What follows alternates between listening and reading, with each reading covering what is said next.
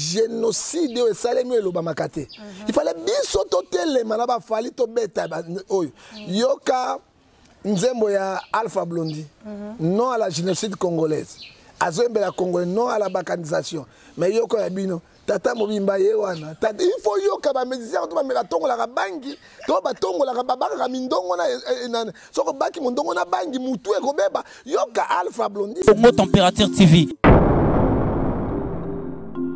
Nangai, pour Nangai, en tant que prophète du peuple, fallait conseiller la Gobetate. Bato bazo kufa na peni bazo boma ba congolais. Siko na concert a fallu isusu ba congolais ba kufa. Finalement, mongola ya congolais eza nani? Eza congolais to eza ba uti ba mboka mususu. Parce que Congo Température TV. Nangai, pour Nangai, en tant que prophète du peuple, fallait conseiller la Gobetate. Nini mbili ya belle mama ya kala sala makamboto ya makala ya mokili mo pepe nyonso aussi là hein lelo mbili bazonga ezo la sani ngai bato bazana pouvoir ao no bakei batindi bango po balembisa diaspora hein soki bango ba beti wera ko Congo Température TV. Nangai pour Nangai en tant que prophète du peuple fallait conseiller la Gobetate. Mais na kati yo bazo sala ndengo ko défi bazo défier batonyo sono et ko sala maté et ko sala maté fallait héritier beta kité akufa kité akanga motema na parce que ndenga fallait Congo Température TV. Nangai pour Nangai en tant que prophète du peuple fallait conseiller la Gobetate naye bazo joanzete batie bote batie na fumangani tout ebimi na babinga mondungo akufi fallait akondima yango. Fallait qu'on dise docteur Mokwenge a repéré ba fumangane bande kona mikono akolinga yango pourquoi Congo Température TV. Nangai pour Nangai en tant que prophète du peuple fallait conseiller la Gobetate azo sala bo ngana zo former fallait bana moko apoto bakana minduki bato mabi bakota ba bomaka bato bakozana kati ya concert wana mission ba yo yebi yango te hein mbongo yango zwi mbongo fallait Congo Température TV. Nangai pour Nangai en tant que prophète du peuple fallait conseiller la Gobetate. Moi je que musique a fallu bato kufa hein na so ebisa lelo musique so il fallait beti musique na 2 jours les gens vont mourir yango wana pe pana ngai. Para bato ba kufa te to luka kimia hein héritier ba pekisa ki héritier ça kini Biso se dans associé à Congo. En fait, biso se dans associé à Congo. Mon atier botalelanga Congo Température, ya maman Rosette et la fleur, Nadambu. Après avoir défilé là-bas, cité Pola, mais cette fois-ci. Congo Température TV. Désormais, suivez-nous sur cette chaîne. Congo Température TV. Congo Température. La patronne, Rosette la fleur d'amour, chaîne à solo. Émission religieuse. Théâtre, musique, environnement. Bah, émission sportive. Émission politique, donc, nulle part ailleurs. www.congotempérature.com. Pour nous avoir information à temps réel. Congo Température. Et y a mon pépé Asika. Ya Tobina Congo Température. Et y a mon pépé Asika. Voilà, bonjour et bonsoir. Ça dépend. Il y a un besoin d'avis en direct à Congo Température. Besoin d'Adorcas Bolokoko. Moi, Sambinga. Il y a Leki, moi, tata, moi, maman, Leki, Nyon, sur la bino, dans l'Ingarabino, Mingdenge, Bino, Wolinga. On a eu pour brancher la Congo Température. Au plus, ça a vraiment occasion. Il y a Roko Tananda, qu'on a au quotidien, dans la mato, et qu'on doit attendre, il y a Rolandanga. Merci aussi à nos partenaires, Nyon, sur son excellence Joël Million. Merci à Papa Bovic et Mas. Et puis joyeux anniversaire hein, à mon papa Bovic et Mas qui a du bonheur pour vous, papa. Zambéa Batelayo. De la part aussi des Chadra Discoarette à l'objet. Joyeux anniversaire à Papa Bovic et Mas. Merci aussi à Lambert Cook de Paris, merci à Lazare, c'est grand juif, Nakata Lausanne, merci à Philippe Otuna, merci à Igor Mitumotima, Denise Fabiano, Guilain Pacadis, en couleur, un bon tonton, un bon messier. Merci à mon petit Jérémy Gucci de prix ma campagne Bambo Tenayo. Voilà, je suis pas sur ce plateau, je suis avec les prophètes John Ngefa, Bolingara Mingi, Bolobia, le Barapenza bien, Mangandou, Bolingara. toza bongo en direct pe na Facebook donc bandero bazana bese ba côté en ligne bobenga prophète John Gefa azawana selon actualité donc il y a le barabé bolinga mingi surtout Christian Bena Balela est fort Lionel Guitam Balarate à Paris je suis avec le prophète John Gefa au tozo pe ça déjà beauté bonjour prophète. Bonjour Nzambi aza lokuma sande lozunge pa Nzambi. Eto bana lo sambo po Nzambi aza yinde lo sambo. Tata Nzambi na pamboli mokona lelo, na pamboli mosata zo sala. Tikati yo bana biso sukisa na biso, to tiki diaspora so maboko na yo, batela bango baza bomoko na bokabonité. To tiki Congo démocratique yo passe zo sila ta mokolo moko te. Souffrance yango sila mokolo ni to yebite. Ya weta ko Congo. Nzambe sunga Nzambe batela obana na biso pe osukisa na biso na kombo na Yesu Masiya. Amen. Voilà, amen. Je suis avec le prophète John Gefa. Je vous rappelle encore, Bino Baïboza ba abonné tout ya Congo Température. Directement to compte na actualité na biso pour ba bifo au balkaya ou le barana prophète wana musala Nzambe quand même tout babi basala Nzambe bazana double honneur peu importe ça la musala ou mais appel aux Nzambe bengela yeza côté ya biso le barana Nzambe prophète bonne santé.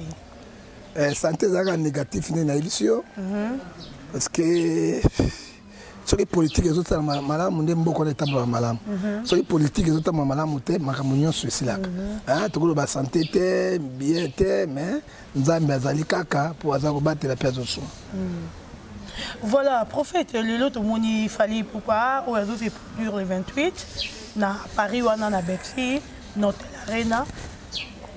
Batu nyonso bazoboya cancer wana batu balingi beta te dire quoi et puis tout le monde qui yo lisusu oloba ki cancer ko beta te bon tokolo balande ko fali boy la voix du peuple c'est la voix de Dieu hein minorité ça que l'autre côté par rapport à la majorité ce qui mboko ezala ki malamu ce qui mboko ezotama ba condition moko ya bien so ki mboka zo tambola na ndenge bato balingi tozali na loko moko ya kobebisa nini ya concert wana ezate dès que comment mboka biso za ba africain ba africain tozala ba coutume na biso mboko zaka na matanga fête ezalaka te na Libye bato bakufa micro soka musique bête na Libye hein na pese exemple yo kango ezalaka te hein parce que biso tozali awa mboka bato bazo kufa mikolo nyonso bazo boma bato mikolo nyonso bazo violer mikolo nyonso mboko ekufi plus de 15 millions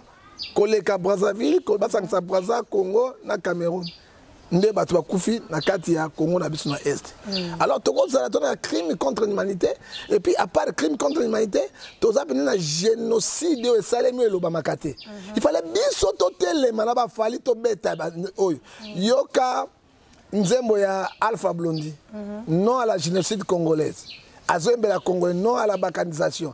Mais yoko ya bino, tata mobimba yewana. Il faut yoka ba médecin to ba mela tongo la bangi, to ba tongo la babaka mindongo na soko baki mondongo na bangi mutu e kobeba yoka Alpha Blondy. Musicien ivoirien. Hein? Non à la balkanisation. Non bato bazo kufa. Non ya nini. Non bazo yembo ya za Congolais. Yoko ya biso tata mobimba yewana tata mobimba Nzambe. Alors nous disons ceci mais fallait hein la voix du peuple c'est la voix de Dieu. Tu es mon jeune frère d'ailleurs fallait aller konda hein quoi konda il konda hein aux dans la région de l'Équateur on a monté à lac hein batia ka tembe na peuple te ce qui peuple boy vanda et là il fallait ngeko sala nini to ba négocier parce que tout le monde a même pouvoir yango ezongi en place même makambo boya kilobi ezongi même bato soki bato bakufi baka bazo kundaka bango bazo kundaka ba bisaka bambongo ya l'état et pourtant ba fonctionner baza bien payé et pourtant ba soda baza bien payé et pourtant économie za parté alors oyemba même Nzembo lokola moto ya biso ya Rwandais wana oyo Kagame abomi oyo frère wana oyo yembi Congolais, Rwandais, Camerounais, biso tous les Africains to lingana. Osomona et l'autre côté. Siko et oso ouais la musique yango abino bobeta kalaning. Yango moni ete tango bato bazo docteur Mokweng azo repara ka bafumangania ba mama mikolo nyonso Nzambe sala fali azali au contact. Oya bato fali azaka na baoka nini ba Rwandais, ba Burundais. Non non. quel don ya malonga mama don so les aka gouvernement makamona yango tika ba dozo ba donc ba to ba pesa bambongo te don azo pesa bambongo te ozomona fallait akeye moko na potote akena nyoka longo tata ya kala to bana mike nyoka longo zo bina zo ba nzembo na wana mwasi oye mwana oye bakutani ba ezo te ya bato nini mbili ya belle mama ya kala sala makambo to makala ya mokili mo pepe nyonso sila lelo mbili bazonga ezo la sani ngai bato bazana pouvoir awo no bakei batindi bango po balembisa diaspora soki bango babeti wera kokende héritier akobeta jibe akobeta adopte mwingeza bango nyonso ezali test alors soki fallait abeti ya solo kombe sili alors ce kombe sili comment bosaki nini le problème est ceci balingi bazwa pouvoir pour nos peuples tiers à bango place balingi bazwa ba génocidaire o ba bomi ba congolais ils sont libres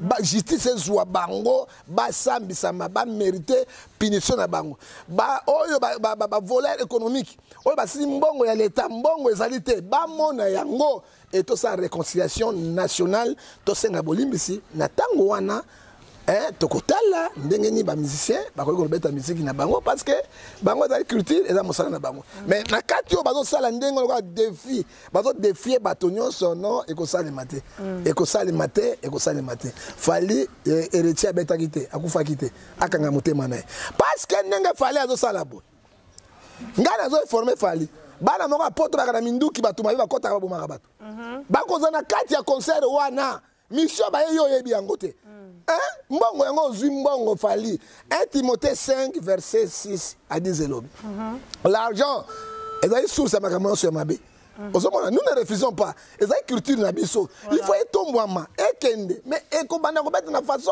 nini ya mibale tomona ba bande tomona na ba etando mikele ba TV na ba WhatsApp ya ba musicien fali babani ko beta basi ya bato makembe sena bandako na non zela mama tikana banda nano na kid vanda no tikano mama ko ndima makamwa na te nazala belema ibelenga na moto abana prophète du peuple biloko mosuna lobaka te na jira kana ngami na bondela kanzambe so mina loba makamwa suna bimisa eza somme na zwaka to 10000 ata 5000 o bazotinda ngai ba biloko soleka biloko suna sambi kanzambe tozo kende wapi non akanga motema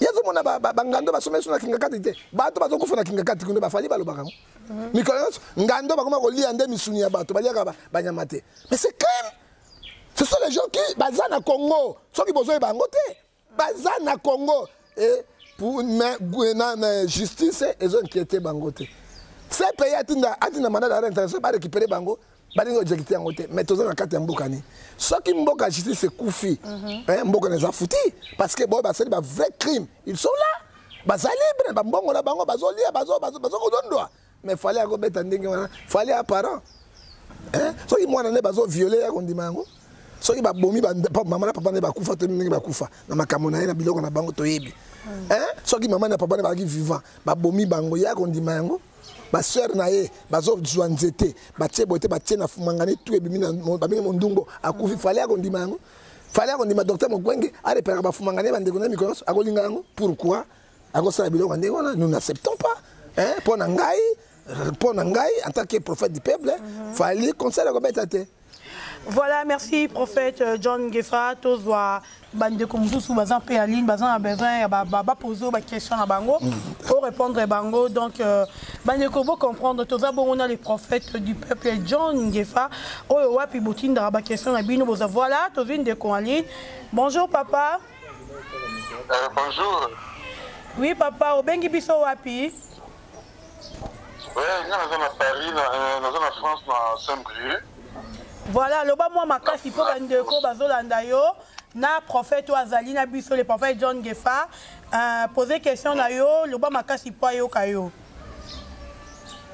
Oui, merci maman. Bonjour prophète Gefa. Bonjour ndekolanga frère en Christ Nzambe apambola yo azana yo. Merci motono Nzambe. Ouais papa ngai na landaka yo na bémission na yo mingi. Et puis, c'est à cela un peu en privé, puis entre Bissot Mibale. Je suis dans un Mais moi, pas de question, on a posé. Merci beaucoup de vous poser. En tant que moto Nzambe. Alors, papa, nayebi te soki na mboka yo en tant que moto Nzambe, prophète de Dieu. Nzambe aza kolakisa yo nini mpona mboka wana na ndenge d'accident, ba mort d'homme eza kosalama epuis gouvernement ezoloba eloko moko te. Et puis soki totali mokolo oyo Félix Tshisekedi apretaka jour ya prise de pouvoir na ye, bamo oyo abimisaka na devant tout le monde bamonaka merti wana. Est-ce que eza lié na ba événement esoleka na mboka te ya tragédie wana? Bon, merci beaucoup ndeko na ngai Nzambe. Boy appelle l'émission direct boy. C'est plus mis encore. Bato mosuba on a besoin ya koyeba makambo ebele, ba ko rejoindre moto na Nzambe na nzela ya direct boy. C'est plus mais pe ko benga ba WhatsApp na bino et comme ebele. Ndeko lobi ya solo. Kola zolokumu. Na bandi na côté à passation de pouvoir. Oyebi Bible zoyebisa biso na 1 Jean chapitre 5 verset 19. Nous sommes les enfants de Dieu. Il faut savoir que le monde entier est sous la puissance du diable. Bokondignon soya monde 99% ezali ya bokitiste. Ya ba franc-maçon, ya ba illimité, pe ya ba sorcier. Et là comme on a dit tant président aye ko prêter seulement la situation de pouvoir. Monoko alobaki wana ezali monoko ya 12 signes au zodiaque. Oyo ba makana monde des esprits. Osoka mona ezali pacte o basignaki parce que Kabila go pesa pouvoir de boité parce que spirituellement dominé la physique spirituellement dominé la physique ako pesa boité ezali ba corps oyo basignaki makambo parce que le pouvoir oyo basalaki o bozomona événement oyo na kokota na bosindote parce que yeso au Congo yami balé oyo zomona ba mort ba accident ba nini. Oyebi makila 20 au Satan amelaka yango na monde des esprits ténèbres soki bosi ba pacte de la makila bato yango monique sacrifice oyo zo salema ya ba congolais à cause de ba pacte oyo ezali wana. Tu sais Kabila a tué combien de hommes? C'est 15 millions de bateaux Kabila bomi. Plus que Braza, Braza, Basangisi, Gabon, Basangisi, pe Cameroun, Oyo Kabila, Bomi Bango. Ozomona, Aboyi Bango, mais personne qui en parle. Au Monique, mort, Simon, ça a été, na Romains 12, 18 à 20, 17 à 20, à moi la vengeance, à moi la rétribution. Bon, bazo que na ba sacrifice na bango, na monde na bango, pour bango ba régner, mboka que na la souffrance, mais bon ça bango le côté. Dans la réponse à moi. Voilà ndeko lundi prophète na réponse à PCO. Ouais, lundi merci. OK, on a la deuxième question. Merci quoi? La question c'est Zali. Alors pour malgré ça tout le monde est sous dans le prophète Mukuna. Il y a la télé, action kosala. Patriotique. Non, monsieur, merci beaucoup. Éveil patriotique, il faut que bandi en banda karate. Style ya babosalino na lati na muto Mukuna zola tabiso to banda ngo kala. Mukuna zuka babenga wa récupération politique. Alinga récupérer le moko parce que azo viser ni président de Seni. Mais président Seni, président Seni. Voilà, là azo viser président Seni. So ka sali mbutu boye babanga ye parce que c'est Seni yango français ni akoloba.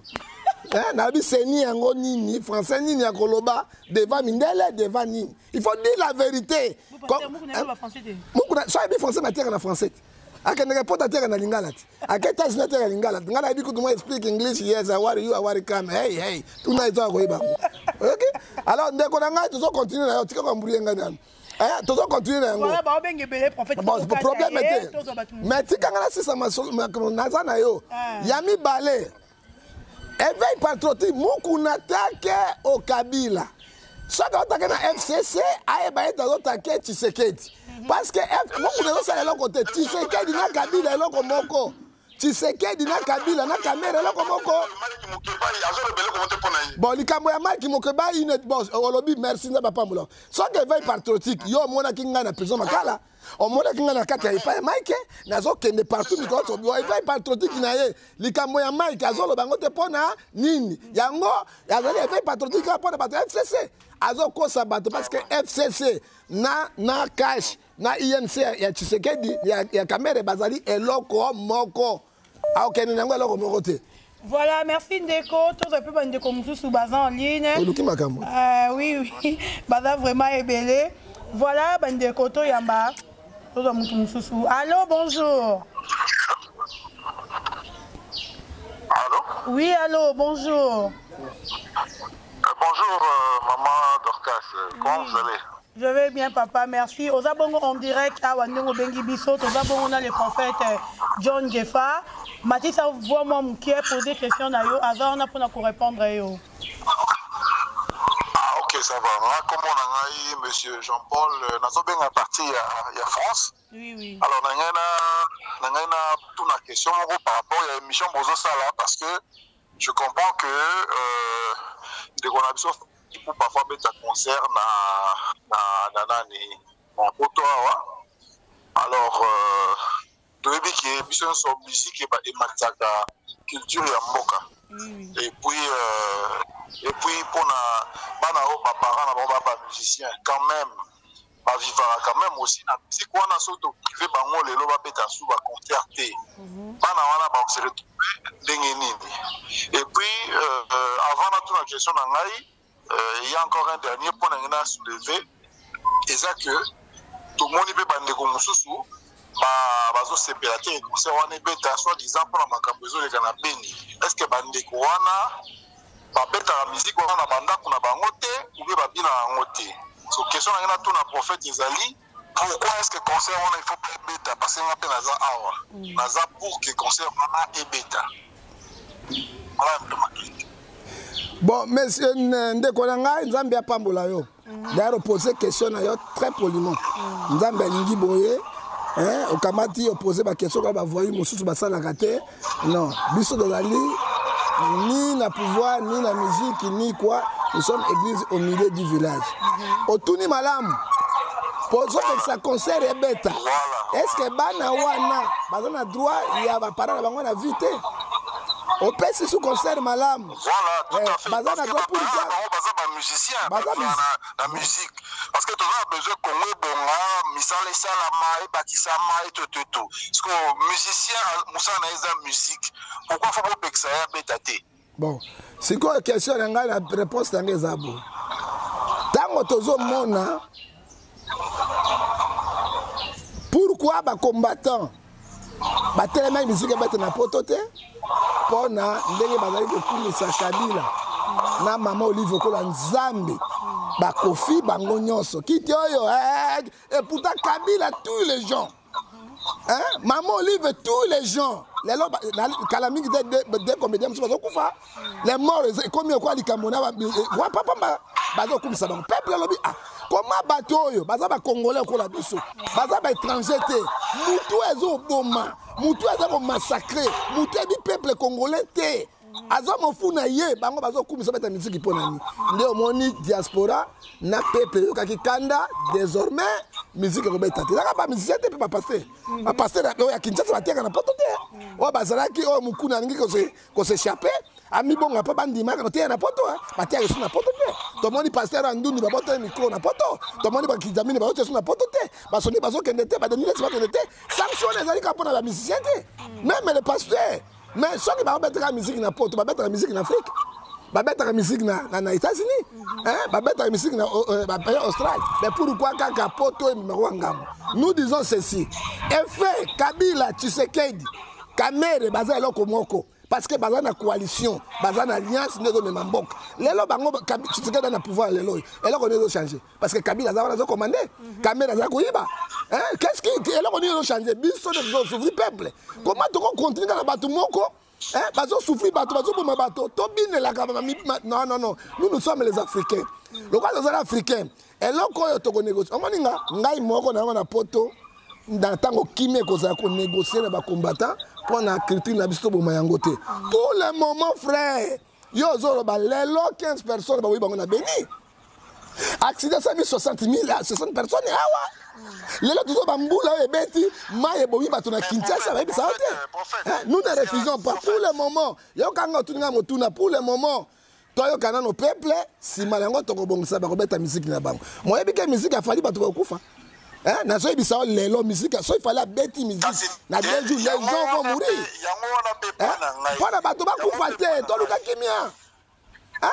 Héritier va payer ça qui héritier ça qui ni. Biso c'est dans la société à Congo. En fait, biso c'est dans la société à Congo. Bato bazo kufa na peni, bazo boma ba congolais. C'est qu'on a un concert à fali sous ba congolais ba kufa.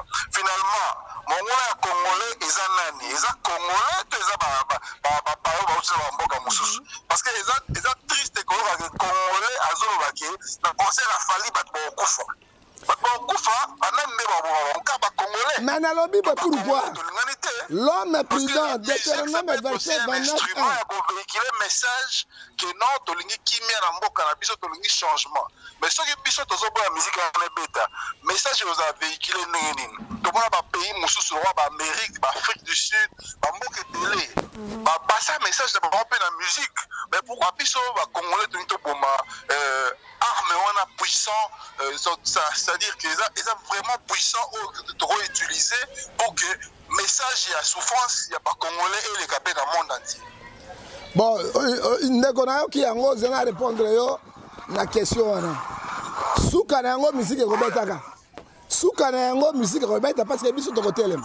Biso to koloba, to kolakisa bato, to boma critique na biso te. Hein? Yoka musicien ya Côte d'Ivoire. Non à la balkanisation. Non à la mort à la République démocratique du Congo. Non, yoka musique ya biso Tata Mobimba Yewan. Tata Mobimba Yewan. Donc bazolo ba même ba réalité zo de katende de konanga. Ozomona azolo bango te tolingi ba morte ba mort bazo kufa mikolo nyonso nous cherchons la paix. Net il est le mot ezali entre deux camps. Nous cherchons la paix. Pour la paix on est ça les mabie ba to ba kufa lisusu to tunga motuna malamu. Hein? Tozo ba arche de guerre to van sayango nano. Musique wana totika yango nano mais héritier tika abetaki te hein si matoko bongisa pour la culture na biso makasi o lobi a fait et continuer alors ce qui tout le monde bazo continuer balingi bino batoko ba non stop alors bino bolingi côté o mosu ba musicien culture na biso ko fa toko limango lisusu te là vraiment toko telemela pour le moment monte ezali ezopela eh papa monte ezopela ozopela toko limango ndenge andeko na biso ba combattant o bazoloba ke musique robeka esoute na poto. Est-ce que parmi bango est-ce que ça déjà un groupe de gens ou bien moto ou akenda déjà na Beni est-ce que bazo kufa kuna pesa ta baton pesa ta $100 à pambo est-ce que parmi bandeko ça désordre Europa est-ce que ezata na ndeko mo passer à téléma lobiki non na télémi na zio avion na ngai na futi billet na kei na Beni na kei côté kimi ezate na mboka na ke pesa ba mo baton mais tout monde va mission passer en haut soki ba ndeko na biso ba kufa. Moi je ne pense pas qu'il faut tout na moto la musicien parce que un musicien ils ont quoi ndeko vandi wana ba biki prophète lo baga bien tu es un activiste. On a besoin de s'adresser à des étudiants, président par exemple de la République, bénéficier au place d'elle, au lobana audience. Est-ce que vraiment prophète Oboya parce que donc dans le Congo avant ça le Cambou, il faut n'aller balancer ceux qui ont intérêt, il y a peuple toté. Non, c'est pas ça. Mais évitez sur l'opinion. Bon, soit que ça piégé dans le Kendete, on dit comme la Kikakat.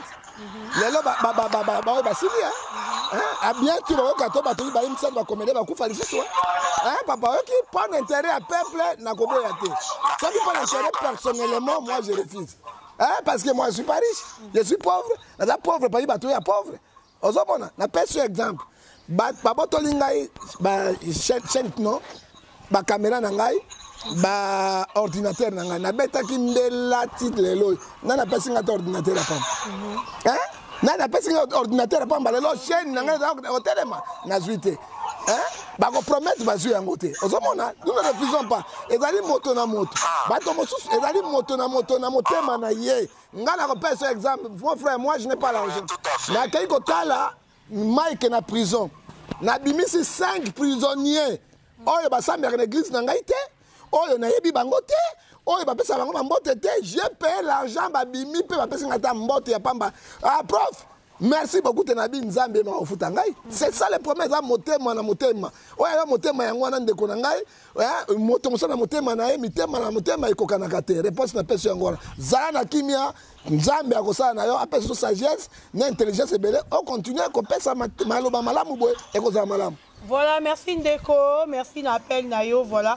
Bandeko, vous avez comprendre, Balobi, et ça, on dirait que M. Zaroleka, on dirait qu'à Facebook, Bandeko, vous avez photo, on dirait que la page Nanga, Bobenga, Ndi Baningo, Bazobenga, le prophète John Gefa, Azawana Pona, le prophète qui va questionner sur Bandeko Batuni. Yomoro qui va tourner, combattre, surtout avec la question. Bato, Bazo Bundela, Batukuna, Napoto Kuna.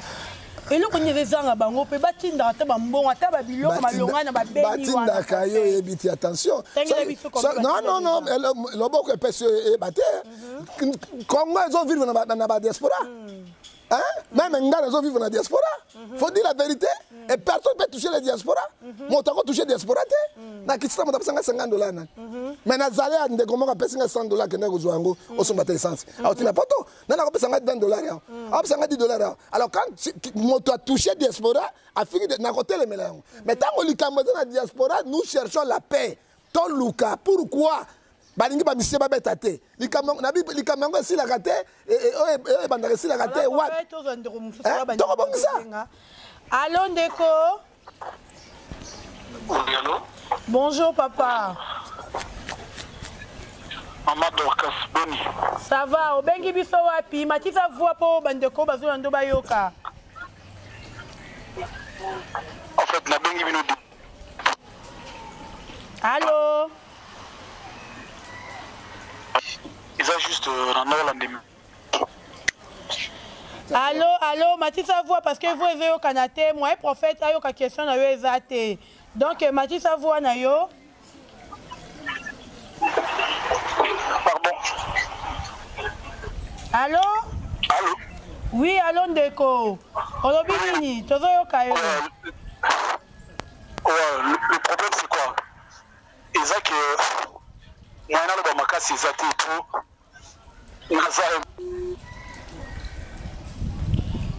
Voilà, Ndeko wango accueilli prophète, bato bazo benga ka ba poser ba question parce que mais je suis là. Ndenge komeli tozo e baté sur tozo kende wapi prophète.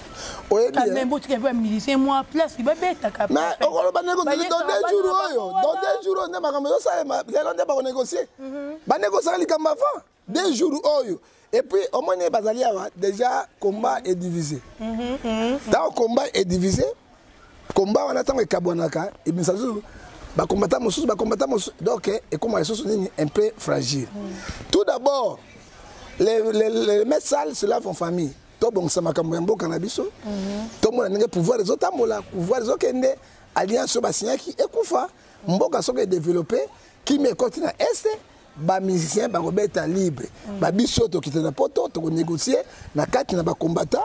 Oye balingaka pour musique na pour musique parce que la culture na biso ekufate il faut mata parce que la bunduki mo nende mo bunduki mo ya makasi ozo komona tozo ka ba ivoirien bazo mata tozo ba sénégalais bazo mata ba américain bazo mata pour ba Congo mais kaka ba même ba musicien wana o bazo c'est le lobby ba ya ba kepa mama Olive ba kepa Kabila bazo pas Tshisekedi bazo pas Kamere ozo bozo ba mbrouiller bato hein et pourtant payer ezo zinda ko zinda payer ezo développer hein. Et c'est comme une sanction, pays africain. Voilà, Ndeko Zongi, bonjour.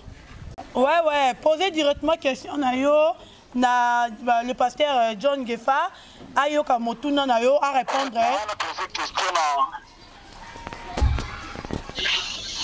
Oui, on a posé question à prophète l'homme de Dieu parce qu'il a la marée trop. Parce que le bazar pour ça moi qui m'en a eu quoi. On a posé question sur la derrière. Bato balingi conserver bitama te to aza pour conserver bitama parce que fallait aza frère na ye aza vraiment bokila le connu na ye il faut pas C'est un peu ça. Bon, ndeko, au piégé ngai déjà, autant qu'il a le connaît pas pécato. Na yebela kozoloba. Hein? Déjà au piégé ngai makasi. Nzamba bisanga sagesse. Au piégé ngai makasi. Et là quand on bato nyonso bakoyeba yango te.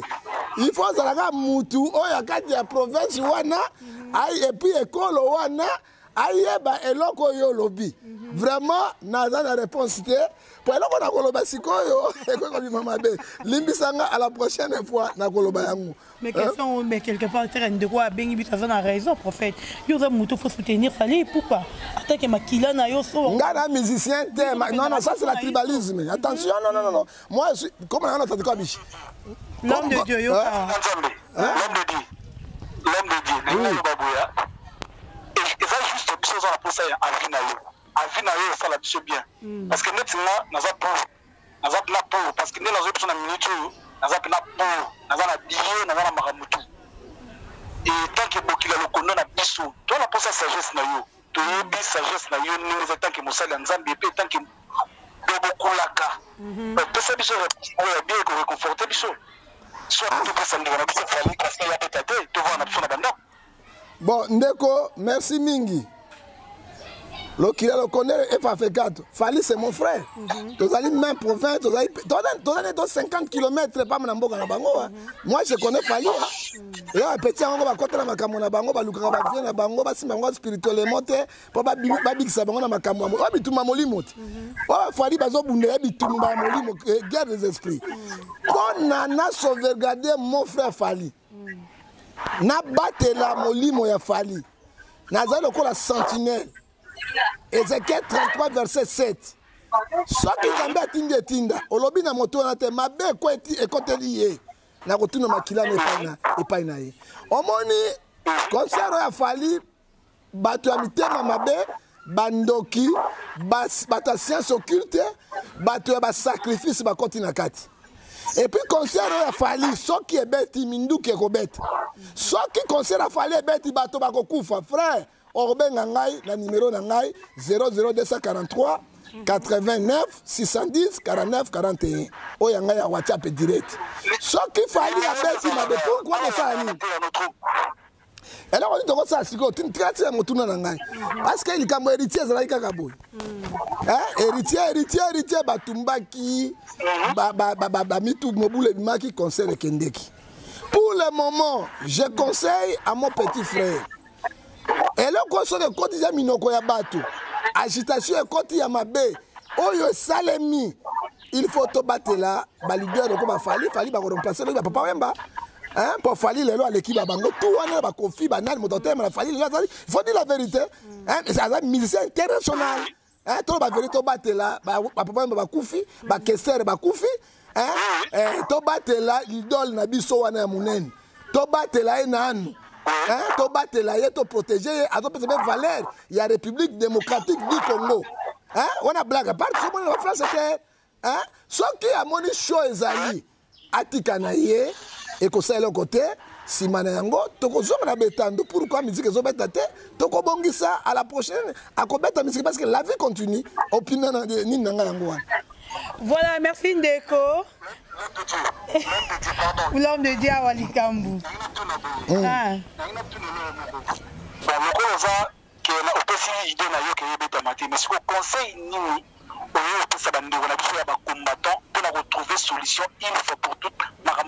Merci beaucoup. Merci beaucoup. Parce que deux, les musiciens belé, fallait aimer la Kabila te, fallait aimer la Kimbuta te. Et là, banyoka longo, ba kofi, ba wera, ba jibende, akufa ni moya kamoka fin sa ba yakanyos. Pendant que bon m'appelle baninga ba culture na biso kufa li susute. On va négocier. Concert ebeta te, toko luka moyen to négocier ba longo la mesure wana parce que ba mission na biso pe ba na droit à vie ba développer. Pour le moment le la show moto izo pela. To battre là, ba yu jack ba okota na kati na minduki. Mission ba okota bino boyebeli yango te. To battre na no fali fali wana za musicien na biso international ko passer papa Mbalobi, papa Mbakende que to perdre ko za malamu te. Mais to ko solo là, tokotelemela tokoloba non non non non tokotala ka ba musicien alors tant ba musicien on obet ba pasteur pe bater il faut pasteur plutôt lever ba musicien ba pasteur pour le lompe même musicien pasteur moi Kinshasa à côté ya pe na potote et ba sanction ba pesi tango bango ba kobeta ba pasteur pe ba lever ba musicien ba sa musana bango tala conseil na kopesa yo ndeko yango wana nazali pour te contre te je suis église au milieu du village mais ba testonga na zui ba message on a zui biloko ba monisi ngai alors l'état est grave. Voilà, merci Ndeko, merci Yom Toza qui a une intervention à l'élo. Prophète de communication dans Souka, Bazo Singa Jamit, Moueki, Bandero Bazo Benga. Mais Luka Balasima, au Salata, 60 minutes. Prochainement, tu auras Penza, le roi Bapel, tellement que c'est ton cas direct, il y a un numéro. Bah, tu vas bien à moi, Mingi, Bapé, ça va venir à Bango. Prophète Azana, Pona Bino. Et puis, prophète. De l'autre, Mounina Jacqueline, dans la paix, côté Mamban. À côté Mamban, il fallait bêter. Ayo qui attend ma voiture, je suis fallait en na ma muso peut fallait pour là et tout bébé on peut moins belé. Jacques n'est pas politicien. Ce n'est que normal. Les politiciens cherchent les intérêts. Hein? Les intérêts. Ce que l'on a perçu, frère, il fallait que je sais le pourquoi. Namoli mon zamba l'accès spirituellement, physiquement. Jacques n'est pas la moli monté. Il y a autant de physiquement. Pourquoi on peut s'en déconner bêta? Parce que peut fallait à son rapé battre belé, à son rapé Jacques n'est pas la wana, belé belé pourquoi pas? Aïe bibilo comme boyo. Oyo, ba mizwana katapo mboka mboka baranda. Alors au contraire hier à côté ça paix, à côté quand même négociation na ba diaspora au bas d'un côté il fallait bêtater parce que il fallait bêtater. Nyoka longa ko bêtater. Mbide bela ko bêtater. Papa mba ko nani wera ko bêtater. Héritier ko bêtater. Nina ko bêtater lobi lobi critique ko ça nini et ko kufa. C'est ça le problème. Après la musique a fallu, on va négocier.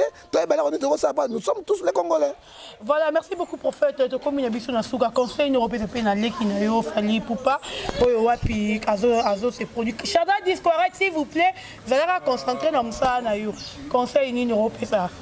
Bon, conseil n'a pas son fallu, fallu rabisoter. Fallu nanzela na bango.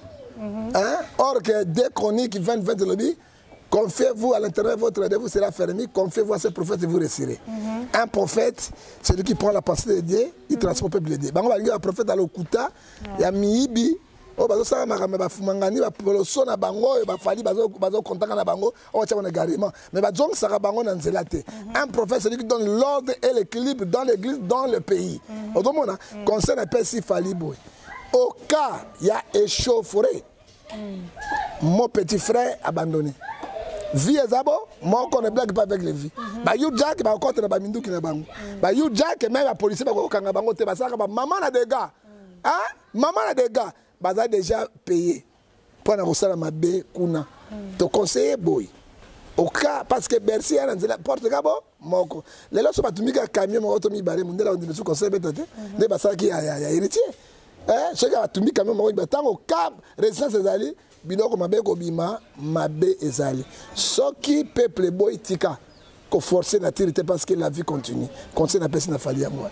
Voilà, merci beaucoup prophète. Numéro de téléphone et puis bambo te faire ezali numéro na téléphone ezali 00243 89 610 49 41 numéro musu 00243 43 81 877 26 78 puis numéro musu 00243 et là, 99 42 937. La presse mbote mingi, merci na bandeko yo batuni mituna. Très poli. Hein? Très poli, très bien éduqué. Ba yebi ba so na mosai na nzambe. Pona kata mosai na nzambe biloko zabo. Bila kelema bena bénédiction. Bon tout ba poser question. Parce que c'est monter mananga monter manzambe nzambe apambola bango. Non bazaki pona fali beta. Non bazaki pona fali beta te kolo apambola bango. La démocratie ce n'est pas les injures, c'est les discussions des idées. Hein? Discussion des idées, c'est la démocratie. Kofinga, ce n'est pas la démocratie. Tu peux simboter na Mami Bomolo, na Kati Anvers, B52, Kola Pambolaye, tu peux simboter des sous na Yatoto, Yenen Joko, na Kati na Panama, tu peux na Borx Likando, moi na mené à solo, na Kati Italie. Magé virus et côté libino kuna kura virus yo kozwate au nom de Jésus au kozwa ngote au nom de Jésus et quand déjà na Italie déjà on a une zone tampon donc on peut se compter dans pays mais sur la France mani ne côté mais yo kozwa ngote walingi lo sambo pona sunga spirituellement physiquement numéro na ngezali na pesa pe na mama bokoto mbote kola pambola yo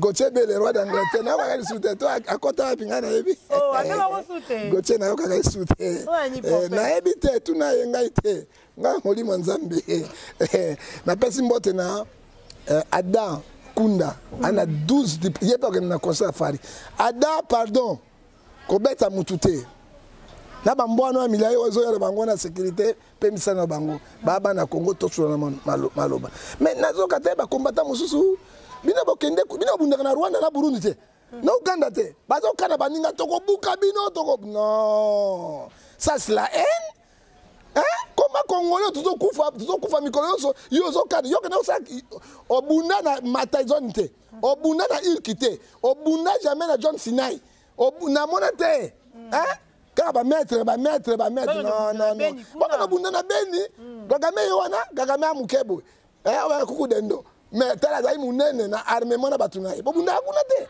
botika biloko nous sommes les Congolais so di kambe simbi et simbi so ibe simbi te tokobongisa mais bon obundaka mindele bango na biso ko banyama na pesi mbote na professeur de la SAP otobengi professeur Papingefa parce que mikolo yo azaba chaussure mais so ko monia wa izana ba rayon tant rayon ngo ezalia wa petala ti mikile ko takete déjà to take petala ti chaussure bazo benga kaka bande ko na petala suka moto de ko take déjà bangwanzu na bani kola pambola yo et to pesi lisusu mbote na ngai ya munene lisusu na balanda kabiso Gilbert Mwako na kat na Lausanne papa so mitema malamu to pesi bango mbote et puis Jedi Mukuba Congolais na côté na carte na royaume Congolais azana clair ko kabana boudé oyebika mwana pesa na bimi Jedi Mukuba côté na carte jeune patron à Londres ouais le qui mikolo azate allez qui tout avant na Londres au tema Jedi Mukuba te o pesa mbote ko la pambola yo et mbote ya suka na pesa na ba combattant oyo fallait bête oyo fallait bête te tous en abomoko na bolingo la paix hein tous en amour du prochain et ça tike sur mobe komoko aimez-vous les uns les autres so to milingani bisote congolais hein to golinga ekolo nini boza abomoko e mbote ya suka na pesi na choko na bana na mwa muke mokenge hein mokenge tolobi bowayo mombiri grand chocolilo na bosani mbote ya suka na iko pesa na Eric Lele auslele boss le bo balinga ba congolais boite boye mulam ayaki vendredi lelo diana Paris tala batwali ko la pambola yo et to pesi na Nina benga 6600 volts simboka nani sokoko ye makambo soko boyi zwa kaka grenade tiara zolo keno panza na mbunja kagame na suki wana soko baso la gati c'est vrai ntula nina benga ina zongela ngo oyo kayango chokolilo yalo asoko tikana zongela so ba soko boy etalio bokumisa ki Moïse Katumbi yao oya biso to ndeko na biso nzo pa le tribalisme soko kwa azali ya bandundu soko kwa azali ya Kinshasa soko kwa azali ya Kivu ya mboka nyonso aza partout oto bengi mokenge to bengi mombiri to bengi lisusu nini oto benga épicé momboya chokolilo oto bengi lisusu ntula nina benga 6600 volts simboka ga nani Laurent Sokoko soko boy sa mokina yote babia sambi bien biete. Ah, son bibiete. Son quoi, il y a son baga, il y a son bagate. Il y a la satellite et tout. Ah, j'ai mis les bino. Voilà, merci beaucoup, Bandeko, pour la discussion de comment il y a vu j'étais avec le prophète John Gefa. Vous avez invité na Mukolo Lelo. Merci na bidonyo so vous avez branché. Merci à papa Gilbert Ndonga de maman Rosicita, papa et Anaïs, na kata Paris bambote na yo. Merci à Guylain Paka, merci à maman Florence Nekina Mawete, la maman d'Exaucé et Dorcas, merci à papi Nekina, merci à son excellence Joël Million, merci à maman Rosette la fleur d'Ambou, le numéro 1 hein, Oyo la chaîne Oyo. Merci aussi à Chanda Discoré derrière la caméra, merci à Christian Kenjo, merci à toute la famille Bolokoko, merci à Bande Nyonso Bolinganga mingi ba abonné tout ba Richi Kapinda ba Igor Mitumote ma Denise Fabiano Christian Benabe grande puissance ba lobi mikolo kana range tozo don donenge to yo kanaki donc boeka ndenge zara. Merci beaucoup à vous tokutani bongo à la prochaine bye mon atie botalelanga Congo température ya maman Rosette la fleur Nadambu. Après avoir défilé, na ba site Pola, mais cette fois-ci. Congo Température TV. Désormais, suivez-nous sur cette chaîne. Congo Température TV. Congo Température. La patronne, Rosette la fleur d'amour, chaîne à solo. Émission religieuse. Théâtre, musique, environnement. Bah, émission sportive. Émission politique, donc, nulle part ailleurs. www.congotempérature.com. Pour nous avoir information à temps réel. Congo température. Et y'a na mo pepe asika. Ya ya tobina Congo température. Et y'a na mo pepe asika.